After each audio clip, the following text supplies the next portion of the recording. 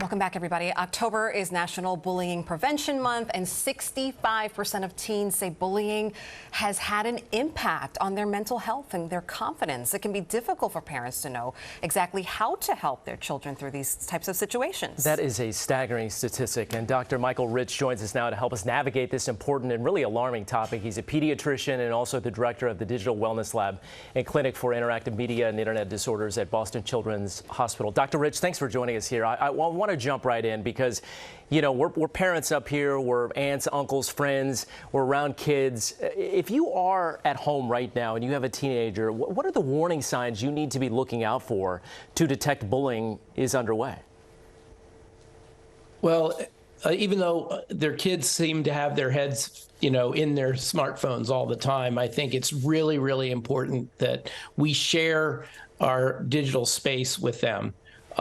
They want their privacy. The problem is that their privacy often is exploited to harass them, threaten them, coerce them. And social media can be great fun and a great connector of kids, but it also can be one where in either small or large ways, aggression occurs against them. Dr. Rich, our kids are really young right now, so they're not really facing cyberbullying so much. So I talked to my sister-in-law. She has a 15-year-old daughter, and I asked her, what's the big thing? What's the big question for you? Because her daughter has been the victim of cyberbullying.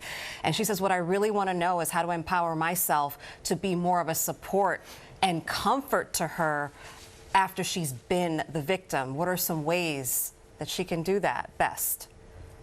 Better yet, do it before she's a victim. I think it's really, really important that we recognize that smartphones are not toys. They are power tools.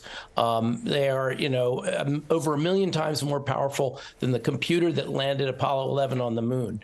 And we have them in kids' pockets, and they're about 99% about distraction from them, from school, from other people. And I think one of the things that is taken advantage of by others is the presumed anonymity of their behaviors. And they aren't anonymous. These kids feel things very intensely, particularly 15-year-olds.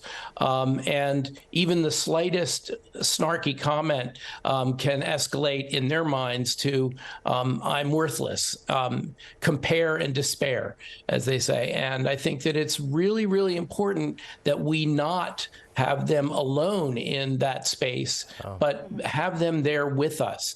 Teach them, mentor them, and also monitor their behavior there, because they're still more than a decade away from having full executive function of impulse control, future thinking. And if your child is not ready to be responsible with that tool, to respect themselves and others in that space, there is no need for that tool to be in their life.